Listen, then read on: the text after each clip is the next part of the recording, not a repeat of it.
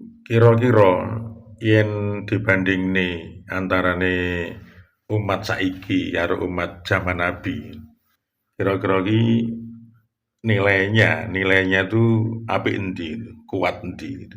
Padha-padha berimane, sama-sama berimannya ini. Jadi orang-orang atau para sahabat yang hidup di sekitar Nabi pada zaman Nabi dan mengetahui Nabi ya, dengan kita-kita yang jauh dari zaman Nabi, tetapi meskipun tidak melihat Nabi, kita itu beriman juga itu. Bahkan imannya itu melebihi daripada imannya para sahabat. Kira-kira ini lebih berkualitas mana antara kita dan orang-orang beriman terdahulu di eranya Nabi ya. Ini untuk menghibur. Karena di era Rasulullah pun ada sahabat yang merasakan hal itu. Gitu. Mereka merasa beruntung orang yang menemui orang yang bisa merui Nabi terus beriman. Maka dia mengatakan, ya Rasulullah, beruntunglah bagi orang-orang yang melihatmu dan yang beriman kepadamu. Maka beliau menjawab, beruntunglah orang yang melihatku dan beriman kepadaku. Kemudian beruntunglah, kemudian beruntunglah, kemudian beruntunglah bagi orang yang beriman kepadaku, padahal dia tidak melihatku. Ya, jadi orang yang mau beriman kepada Nabi Muhammad SAW, padahal dia tidak melihat beliau, ini beruntungnya 3 kali itu. Beruntungnya 3 kali daripada orang yang beriman di era Nabi dan mereka itu melihat Nabi itu. Lah untungnya apa? Jadi masih ditanya oleh para sahabat. Untungnya nopo Kanjeng Nabi? Untung mereka yang beriman meskipun tidak melihat panjenengan. Untungnya mereka itu dia akan mendapatkan satu pohon di surga. Satu pohon, hanya satu pohon. Satu pohon di surga. Tapi iso iyupi wong yang mlaku saka iyupe pohon kuwi mlaku 100 tahun lagi iso metu saka keyupan. Jadi ombo banget itu iyupe. Dadi uwit kuwi iyup-iyupane rindangnya pohon itu. Wong ki mlaku 100 tahun iki lagi metu saka iyupe godhonge pohon itu. Berarti kan luar biasa indahnya gitu. Bandingannya gimana teman-teman? Bandingannya ya kalau para sahabat dulu ya, orang-orang beriman yang ada di sekitar Nabi itu kan enak. Kalau ada permasalahan, kalau ada perselisihan gitu kan langsung datang kepada Nabi kan langsung dapat penyelesaian ya. Tidak ada pendapat sendiri-sendiri gitu. Nah, kalau sekarang kalau sekarang ini padu dewi-dewi. Padu dewi-dewi. Karena Pak rumongso pendapatnya paling benar ya. Karena Pak Nabi hanya tinggal ajaran-ajarannya. Ajaran-ajaran yang ditinggalkan beliau itu kan multi tafsir itu. Semua orang membawa tafsirnya sendiri-sendiri, membawa pendapatnya sendiri-sendiri dan masing-masing orang merasa paling benar sendiri. Golek menangi dhewe. Dadi mulane orang awake dhewe iki meskipun padu, kerengan, kerep kisruh ning kok jek gelem beriman. Sholawate ya padha gitu ya. Itu hal yang luar biasa gitu. Yang piye ya nggumunke gitu. Kowe iki jane ya kerep padu karo padha-padhane ning kok ya ijik imane padha. Ya. Kuwi ya luwih apik kan yen ra padu luwih apik, tapi ya nyatane ya do padu wae ya piye neh. Ada pesan yang sangat indah teman-teman dari kiai kita ya, Kiai Hasyim Asy'ari. Kiai Hasyim Asy'ari itu pernah berpesan begini, jangan jadikan perbedaan pendapat sebagai penyebab perpecahan dan permusuhan. Karena yang demikian itu merupakan kejahatan besar yang bisa meruntuhkan bangunan masyarakat dan menutup pintu kebaikan di penjuru mana saja. Jadi ini kan pesan yang indah sekali ini. Ojo do seneng padu. Padu kuwi awale saka perbedaan pendapat. Angger wis beda pendapat, do ngugemi pendapate dewi-dewi akhirnya padu. Yen sakjane ora sah padu ya wis pendapatmu pendapatmu, pendapatku pendapatku, dilakoni sing kanthi padha penake ngono ya do rame jane. Ning dadak diembel-embeli terus ngelek-elek. Ngelek-elek pendapat liyane kuwi sing ngayalke ngono kuwi sing mari do seneng padu. Padahal kiai-kiai kita dulu itu sudah berpesan seperti itu.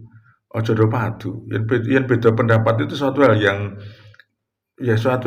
sangat masuk akal ya, sangat nalar gitu. Wong yo pendapat iki nampa niki yo langsung mak biek ya, beda karo zaman Nabi mbiyen kan nampane sithik-sithik terus didampingi Nabi ya. Lah saiki iki nampane kan langsung kabeh. Langsung iki lho. Lah iki sakmene iki kan wong iki kan beda-beda tekane, enek sing wis weruh kabeh, enek sing weruh lagi separuh, enek sing 3/4, enek sing 1/4, enek sing lagi sithik ngono wis rumangsa kaya yo. Ngono kuwi. Dadi malah do seneng padu. Tapi biasane lho, biasane biasane iki seneng padu jane malah sing jek urung ngisi ngono, sing jek urung ngene ngisine, jek ajaran ngono iki seneng debat ngono iki sing jek ajaran amatiran.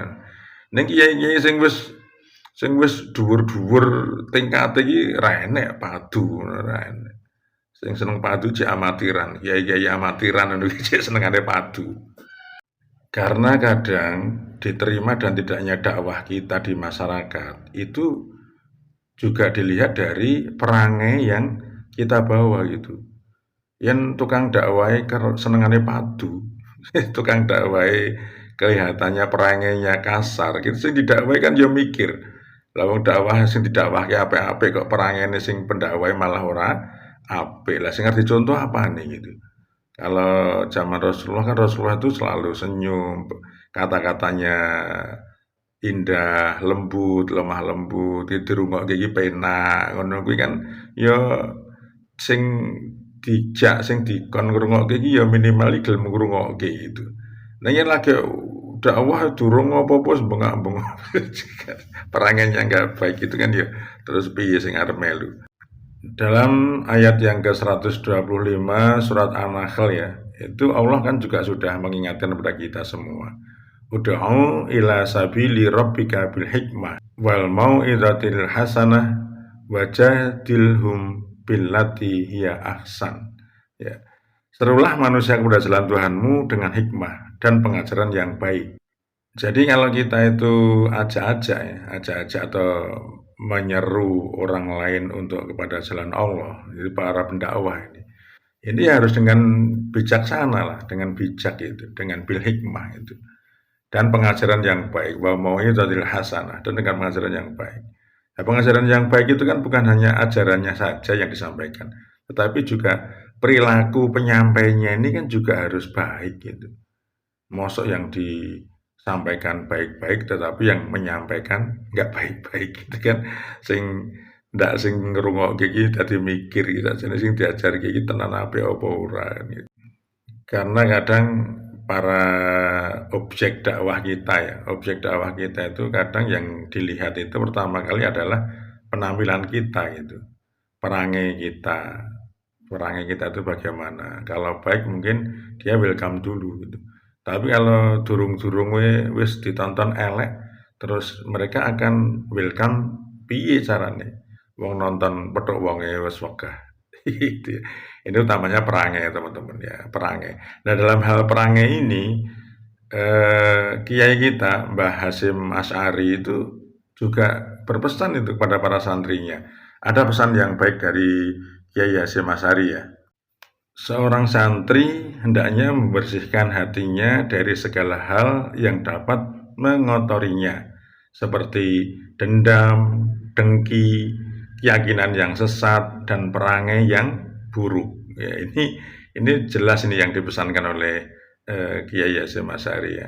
Jadi wit santri kuwi wis dikon aja ngantek duwe rasa dendam, dengki ya. Kemudian perangainya jangan memiliki perangai yang buruk ya. Nanti kalau sudah jadi kiai kan itu sudah terbiasa, bukan pendendam, bukan pendengki, dan perangainya juga perangai yang dulu pernah menjadi santri gitu. Jadi itu pesan yang luar biasa. Jadi awake dhewe iki arep kon padu ngono jan iki yo angel gitu yen ngugemi pesene para kiai-kiai kita itu. Lah entah apa, nggak tahu kok sekarang itu karena hal-hal yang beda pendapat, karena hal-hal yang apa ya, ngugemi kelompok masing-masing itu terus seakan-akan tuh gampang ki padu. Maka itu teman-teman, marilah kita mencoba untuk menampilkan perangai yang baik ya. Perangai yang baik, ora usah gampang dendam, ora usah gampang dengki gitu. Sehingga penampilan kita sebagai orang-orang yang beriman, orang-orang Islam itu di masyarakat itu ketok cool gitu, ketok cool, ketok keren, ketok kalem. Jadi orang itu melihat kita itu serba nyenengke lah gitu, serba nyenengke. Ojo nganti wong liya ki nyawang awake dhewe iki malah wedi gitu. Bahayane kalau kita sering bertengkar karena perbedaan pendapat teman-teman ya. Bahayane itu nanti kita akan seperti yang disuratkan dalam ayat 53 surat Al-Mu'minun ya. Kemudian mereka terpecah belah dalam urusan agamanya menjadi beberapa golongan. Ini terus masing-masing golongan membanggakan golongannya masing-masing. Jadi lupa orang membanggakan agamanya, tidak membanggakan kebaikan agamanya, tetapi malah membanggakan kelompoknya. Ini karena padu ini bahaya nih. Kullu hizbim bima ladaihim farihun. Ya, ngono kuwi. Untuk itu teman-teman, marilah kita senantiasa ya menjadi hamba-hamba Allah yang berbuat baik. Berbuat baik, berperangai baik, sehingga bisa menjadikan orang-orang itu tanpa kita dakwai, itu sudah mau mencontoh perilaku kita ya. Tanpa kita banyak omong, itu mereka sudah bisa mengambil pelajaran dari kebaikan-kebaikan yang kita lakukan. Jadi ini satu nilai plus teman-teman. Ya, kalau orang-orang yang sering berbuat baik, rasa kakean omong ning diokai perbuatan apike, itu orang itu sudah di masyarakat sudah dianggap dakwah itu.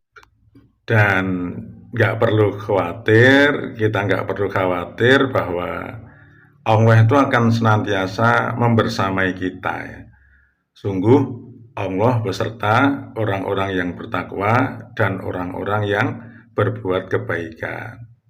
Ini satu jaminan teman-teman bahwa bagi kita yang bertakwa, bagi kita yang senantiasa berbuat baik, itu Allah akan membersamai kita. Maka untuk itu teman-teman, kita nggak perlu takut, nggak perlu khawatir, insya Allah apa yang kita kerjakan selama ini untuk dakwah kita, memberi contoh kepada masyarakat yang baik, ini akan dibersamai, akan diperhatikan oleh Allah dan akan diberi balasan yang baik. Itu insya Allah diri kita sekalian akan menjadi juru dakwah, akan menjadi pendakwah yang baik tanpa harus banyak bicara. Juga marilah kita mencoba untuk senantiasa mengurangi perdebatan, mengurangi perselisihan, memaklumi perbedaan pendapat, sehingga apa yang terjadi di antara kita, di antara sesama muslim itu ya rukun-rukun saja. Lawang kita itu dengan masyarakat luas yang tidak hanya orang Islam saja disuruh untuk rukun kok. Masa mosok bareng karo bolo dhewe seiman malah kisruh terus. Kisruh terus mergo beda pendapat. Nah, beda pendapat tapi kan jek seiman, kuwi padu. Lain karo sing ora seiman terus piye neh. Itu kan contohnya kan itu. Jadi kalau dulu itu ada pelajaran ya, ada pelajaran kerukunan antar dan inter ya. Antar dan inter umat beragama. Ini harus kita jaga, Jangan sampai hanya karena masalah yang sepele kita itu akan mudah bertengkar ya, akan mudah bertengkar. Semoga kita senantiasa dalam kehidupan yang damai-damai saja ya.